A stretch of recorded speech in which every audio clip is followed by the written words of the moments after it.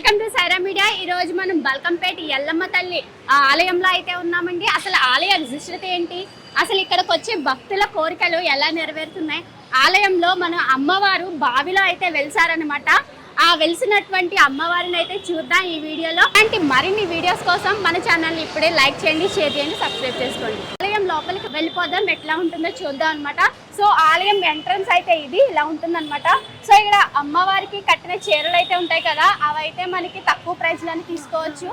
శేఖర్ ఈ అమ్మవారి చీర వచ్చి కట్టినవి చీరలు పెట్టినవి సేల్ చేస్తుంటారు. అయితే ఎంతండి శారీ?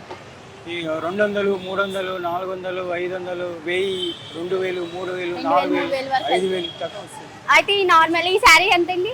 ఈ చీర 200 ఉంటుంది, 150 ఎట్లా వస్తుంది. 150కి ఇచ్చేస్తారు. 150కి ఇచ్చేసి. ఓకే, ఈ పట్టు శారీ టైప్ అండి ఇది 300, 250. వావ్, చూసారు కదండి. ఈ శారీస్ అయితే పట్టు శారీస్, మనకి అమ్మవారికి కట్టిన శారీస్ మనం కట్టుకుంటే ఇంకా చాలా హ్యాపీగా అనిపిస్తుంది. అండ్ 300, 200కే మనకి శారీస్ అయితే ఇస్తున్నారు ఆలయం సభ్యులైతే. ఏదైతే శారీస్ సమర్పిస్తారో అవి ఇక్కడ మనం డైరెక్ట్ గా అమ్మవారికి కట్టిన చీరలు మనం తీసుకోవచ్చు. ఇంకా లోపలికి వెళ్ళిపోదాం, ఇంకెలా ఉందో ఆలయం అయితే మీకు చూపించేస్తాను. లోపలికి పదండి. అయితే ఆలయం లోపలికి అయితే వచ్చేసామండి. అయితే ఈ రోజు మెడికల్ క్యాంప్ ఏదో జరుగుతుంది.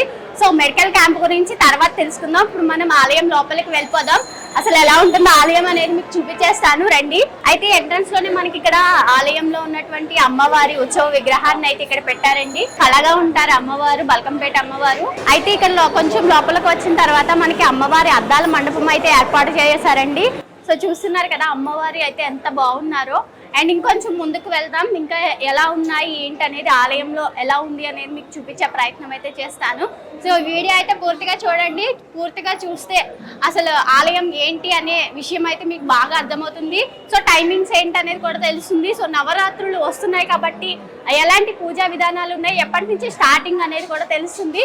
సో కొంచెం ముందుకు వెళ్తే మనకి ఇక్కడ నాగదేవత ఆలయం ఉందండి ఇక్కడ. సో చూస్తున్నారు కదా అమ్మవారు అయితే చాలా కళగా ఉన్నారు.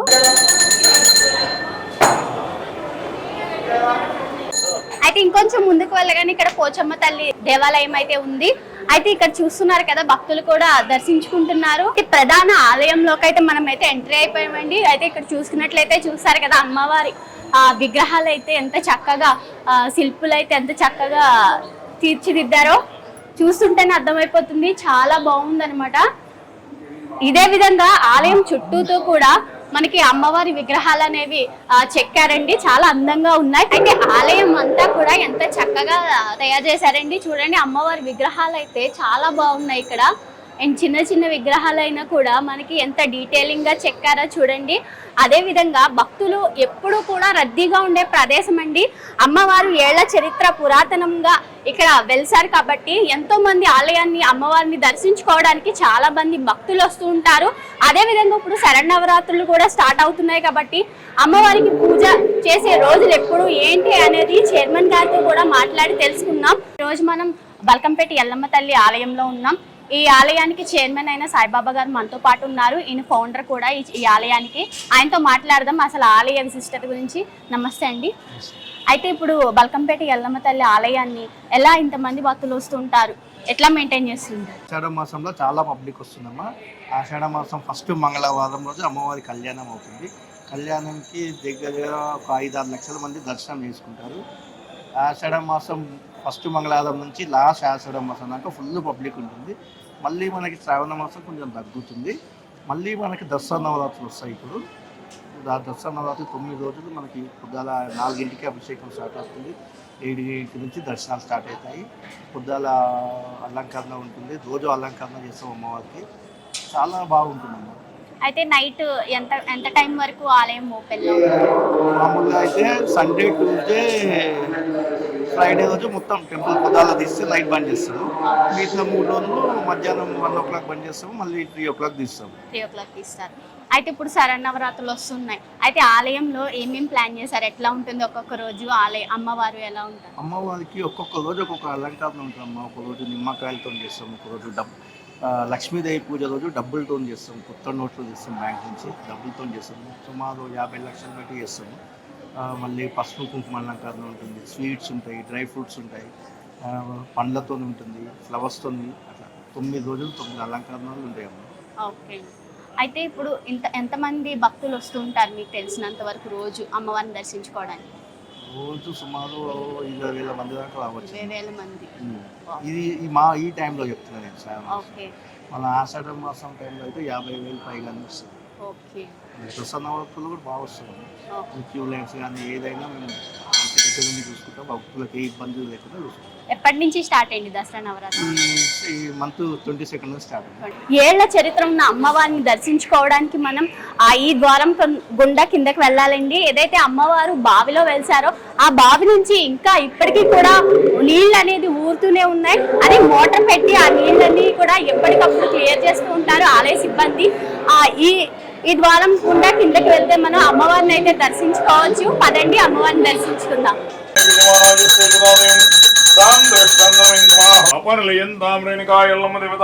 అసలు ఆలయ స్థల పురాణం ఏంటి అనేది ఇక్కడ పూజారి గారిని అడిగి తెలుసుకుందాం.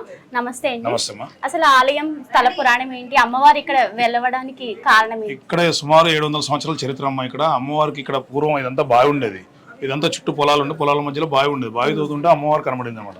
అమ్మవారు కనబడి కింద పడుకున్న ఆవిడ స్వయంభూ అమ్మవారు, వెలిసిన అమ్మవారు.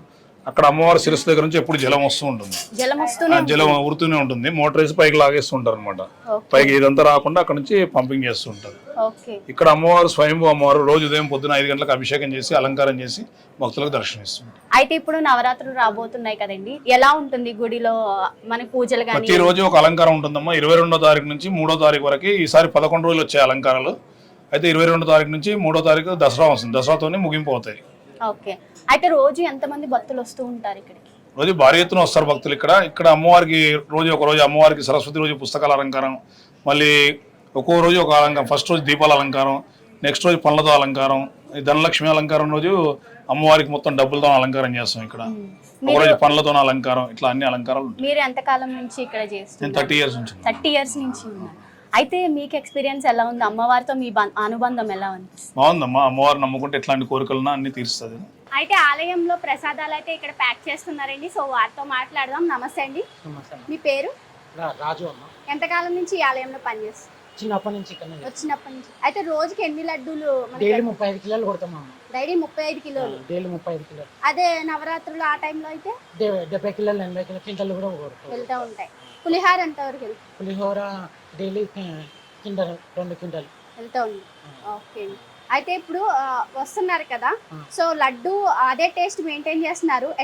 ఎలా తయారు చేస్తారు అసలు? లడ్డు బెల్లంతో తయారు చేస్తారు. బెల్లం లడ్డు. చెక్కల లడ్డుకేమో ఇలాచి అని చేస్తారు.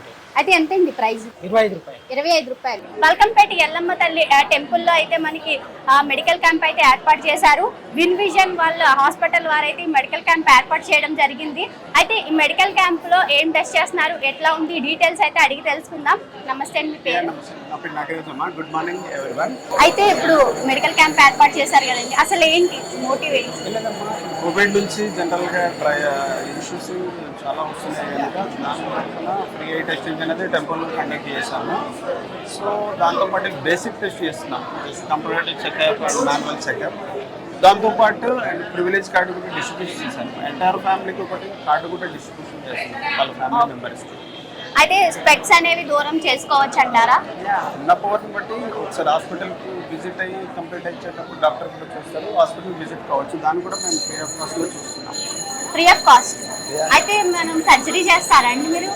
సో ఆల్ ప్రొసీజర్స్ ఉన్నాయి మల్టీ స్పెషల్ హాస్పిటల్ లైన్లో. So cataract, retina, glaucoma and all procedures ఉన్నాయి. ఎల్ఐసి. అయితే ఇక్కడ బల్కంపేట ఆలయంలో అయితే మనకి మెడికల్ క్యాంప్ ఏర్పాటు చేశారు కదండి. ఆలయం బోర్డు మెంబరే ఇక్కడ మెడికల్ క్యాంప్ అయితే ఏర్పాటు చేయడం అయితే జరిగింది. అసలు ఈ మెడికల్ క్యాంప్ ఎందుకు ఏర్పాటు చేశారనేది ఆయన మాటల్లో తెలుసుకుందాం. నమస్తే డాక్టర్ గారు. అయితే ఇక్కడ మెడికల్ క్యాంప్ ఏర్పాటు చేయడం అనేది ఎందుకు ఏర్పాటు చేశారు? అంటే ఫస్ట్ టైం నేను టెంపుల్ హిస్టరీలోనే మెడికల్ క్యాంప్ ఎందుకు పెట్టానంటే నాకు అంటే బోర్డు మెంబర్ అయిన కాడి నుంచి నేను చూస్తున్నాను ఇక్కడ పబ్లిక్ బాగా వస్తారు జనాలు అమ్మవారి దర్శనానికి. సో నా మెయిన్ కాన్సెప్ట్ ఏంటంటే అందరూ ఆరోగ్యంగా ఉండాలి. ఆరోగ్యంగా ఉంటే వాళ్ళు మంచిగా పనులు చేసుకోగలరు, తర్వాత మంచిగా వాళ్ళు సంపాదించుకోగలరు. So first health is very important. So ఈ హెల్త్ కాన్షియస్ మీద వచ్చిన భక్తులందరికీ కనుక చెకప్ చేయించి బీపీ, షుగర్ కానీ కంటికి పంటిది, మళ్ళీ వాళ్ళకి నార్మల్ బ్లడ్ షుగర్ది, మా సిబిపి బ్లడ్ టెస్ట్ అవన్నీ చేయించేసి ప్లస్ స్కిన్ కూడా ఇవన్నీ చెక్ చేయాలి. ఇవన్నీ వీటి వల్ల ఏమైందంటే వాళ్ళకి ఒక అవగాహన వస్తుంది. సో దాని తర్వాత వాళ్ళు ఇంకా ఎట్లా వాళ్ళు ఆరోగ్యం గురించి ఎట్లా వాళ్ళు జాగ్రత్తలు తీసుకోవాలని వాళ్ళు తెలిసిద్ది అనమాట. సో ఫస్ట్ వాళ్ళకి అవేర్నెస్ తీసుకురావడానికని మనం ఈ ప్రోగ్రామ్ చేయడం జరిగింది అనమాట. నేను ఒక స్పెషలిస్ట్ డాక్టర్ని, డెంటిస్ట్, కానీ నేను ఏంటంటే ఎక్కువ హెల్త్ క్యాంప్స్ చేస్తూ ఉంటాను. ఆల్రెడీ నేను ఒక 5000 హెల్త్ క్యాంప్స్ చేశాను అనమాట. నల్గొండ ఫ్లోరోసిస్ మీద కూడా నేను రీసెర్చ్ చేశాను. దాని మీద కూడా మన ఇంటర్నేషనల్ పేపర్ కూడా ప్రజెంట్ చేశాను అనమాట స్పీకర్. సో ఇక్కడ ఏంటంటే మనకి ఎక్కువ మంది భక్తులకి ఇక్కడ వచ్చే వాళ్ళే ఎక్కువ మంది వాళ్ళు ఏంటంటే బయట చూపించుకోలేరు, కొంచెం కాస్ట్ ఎక్కువ అవుతుంది. సో ఇక్కడ మనం ఫ్రీ హెల్త్ చెకప్ పెట్టించి వాళ్ళకి ఉచితంగా మెడిసిన్స్ కూడా ఇస్తున్నాం అన్నమాట. వాళ్ళకి మెడిసిన్స్ కూడా ఇస్తున్నాం. అవసరమైన వాళ్ళకి టూత్ పేస్ట్లు కూడా ఇస్తున్నాం అనమాట, ఎవరికైతే రిక్వైర్మెంట్ ఉందో. సో ఇవన్నీ ఏంటంటే ఇట్లా అవగాహన చేసి ఎవ్రీ 3 months మనం పెట్టాలని చూస్తున్నాం అన్నమాట. సో ఫస్ట్ 2 months బ్యాక్ ఏం చేశానంటే నేను ఓన్లీ ఫర్ స్టాఫ్ మెంబర్స్ పెట్టాను. అంటే టెంపుల్ స్టాఫ్ ఒక 100 members ఉన్నారు. వాళ్ళందరికీ ఏంటంటే ఫస్ట్ టెంపుల్ స్టాఫ్ అందరూ ఆరోగ్యం మంచిగా ఉన్నారనుకోండి, సర్వీస్ కూడా మంచిగా చేయగలరు భక్తులు. సో ఫస్ట్ టెంపుల్ స్టాఫ్ చేసి అన్ని టెస్ట్లు అన్ని వాళ్ళకి అన్ని చెకప్ చేసి వాళ్ళు అయిపోయిన తర్వాత ఇవాళ మనం పబ్లిక్ కోసం పెట్టాము. సో ఇట్లా ఎవ్రీ 3 months చేయాలని మా అవగాహన. అయితే మెడిసిన్స్ కి టూత్ పేస్ట్లు ఇస్తా అన్నారు కదా, ఇవన్నీ ఖర్చు ఎలా అండి? మా ఓన్ గానే చేస్తాను. మీ ఓన్ గానే మీరే మొత్తం ఖర్చు పెడతారు? నేనే మొత్తం దీన్ని అందరిది మొత్తం నేను అంటే డాక్టర్స్ అందరిని పిలిపించి నా ఓన్ గా అనే ఐడియా అండి. ఇది ఏంటంటే మెయిన్ థింగ్ ఏంటంటే నేను ఒక డాక్టర్ని, నేను మెడికల్ కాలేజ్ ప్రొఫెసర్ని. ఫర్ ద పాస్ట్ 26 years నుంచి నేను టీచింగ్ లో ఉన్నాను. సో నాకు మెయిన్ ఏంటంటే నేను ఎక్కువ హెల్త్ క్యాంప్ స్కూల్స్ కాలేజెస్ ఏంటంటే పబ్లిక్ అందరూ ఆరోగ్యంగా మంచిగా ఉండాలి. ఫస్ట్ బేసిక్ థింగ్ అనమాట. Health is important. ఇందులో ఏంటంటే I go for the preventive measure, అంటే జబ్బులు రాకుండా ఎట్లా చేసుకోవాలి. నేను కోవిడ్ మీద కూడా చాలా లైవ్ డిబేట్స్ కూడా ఇచ్చాను అనమాట. సో ప్రతి ఒక్కటి నేను ఏంటంటే పబ్లిక్ అవగాహన ఉండటానికి హెల్త్ మీద నేను ఎక్కువ కాన్షియస్ చేస్తుంటాను అనమాట. సో అట్లా ఈ మందులు ఇవన్నీ నేను ఏంటంటే కొంతమంది హాస్పిటల్స్ వాళ్ళతో కూడా మాట్లాడి స్పెషలిస్ట్ డాక్టర్స్ని కూడా పిలిపించాను అనమాట. పిలిపించి వాళ్ళు చేస్తుంటారు. సో ఇక్కడ ఏంటంటే చెకప్ అయితే అన్నీ ఫ్రీ అండి, మొత్తం మెడిసిన్స్ కూడా ఫ్రీగా ఇస్తుంటాం అనమాట. ఇంకా వేరే తర్వాత ఏమన్నా పెద్ద పెద్ద ఇష్యూస్ ఏమైనా ఉంటే దెన్ వాళ్ళు కన్సర్న్డ్ హాస్పిటల్స్కి వెళ్ళి చూపించుకోవచ్చు. అయితే ఇక్కడ మనతో పాటు బిఆర్ఎస్ ప్రెసిడెంట్ అయితే మనతో పాటు ఉన్నారండి, మాజీ బోర్డు మెంబర్ బల్కంపేట ఆలయానికి. సో ఆయనతో మాట్లాడదాం. నమస్తే అండి. ఎన్నడూ లేని విధంగా బల్కంపేట ఆలయం లోపల మెడికల్ క్యాంప్ అనేది ఏర్పాటు చేయడం జరిగింది. అసలు ఎందుకు ఇలా ఏర్పాటు చేశారు, డాక్టర్ గారి గురించి మీరు చెప్పండి. ఓకే, చాలా సంతోషకరమైన విషయం. ఇప్పుడు అమ్మవారి దేవస్థానం పాలక మండలి సభ్యులు డాక్టర్ గారు హరిరాయ చౌదరి గారు వారు ఇక్కడ ఉచిత క్యాంపు పెడతానని మా అందరికి కూడా తెలియజేయడం, చైర్మన్ గారికి ఈఓ గారికి అందరికి తెలియడం, వాళ్ళు కూడా సరే ఇక్కడ టెంపుల్లో ఉచిత క్యాంప్ పెడితే భక్తులకు కూడా సౌకర్యవంతంగా ఉంటుందని తెలియజేశారు. వారు పెట్టినందుకు వారిని అభినందిస్తున్నాం. చక్కటి కార్యక్రమం ఇది. అమ్మవారి సన్నిధిలో ఏ హెల్త్ ప్రాబ్లం ఉన్నా కానీ ఉచితంగా ఆయన సేవ చేయడానికి ముందుకు వచ్చారు పాలక మండలి సభ్యులు. వారిని నేనైతే అభినందిస్తున్నాను. నేను కూడా మాజీ పాలక మండలి సభ్యులే. ఇంతకుముందు మేము కూడా హెల్త్ క్యాంపులు పెట్టాం, చాలా విధాలుగా పెట్టాం. అంటే ఎప్పుడు తప్పుడు కొత్తగా ఉండాలి. అంటే మేము పెట్టామని ఇప్పుడు పెట్టదు కాదు, ఆయన ముందుకు వచ్చాడు సేవ చేస్తాను అనేసి. కాబట్టి ఆయన డాక్టర్ గారే కాబట్టి అన్ని వివిధ హాస్పిటల్స్ తోటి వాళ్ళ కోఆర్డినేషన్ తోటి ఇక్కడ బ్రహ్మాండమైనటువంటి హెల్త్ క్యాంప్ పెట్టాడు. వారికి ముందుగా మీ యొక్క ఛానల్ ద్వారా వారిని నేనైతే అభినందిస్తున్నాను. వారు ఇదే విధంగా ప్రతి నెల ప్రతి శుక్రవారం చివరి శుక్రవారం ఇక్కడ క్యాంపు పెట్టాలని వారు కూడా అనుకుంటున్నారు. మేము కూడా దానికి ముందుంటాం. మేము కూడా వారికి తగిన విధంగా సహకారాలు అందిస్తాం. ఇటువంటి ప్రోగ్రామ్ చేయడం చాలా ఉపయోగకరం భక్తులకు అందరికీ. అయితే ఇదండి బల్కంపేట ఎల్లమ్మ తల్లి ఆలయం విశిష్టత. ఇదే విధంగా చాలా వీడియోస్ వస్తూ ఉంటాయి మన ఛానల్లో. చాలా టెంపుల్ ని ఎక్స్ప్లోర్ చేస్తూ ఉంటాం. ఇలాంటి కంటెంట్ కోసం వెంటనే మన ఛానల్ ని లైక్ చేయండి, షేర్ చేయండి, సబ్స్క్రైబ్ చేసుకోండి. ఈ వీడియోని ఫ్రెండ్స్ అండ్ ఫ్యామిలీకి షేర్ చేయండి.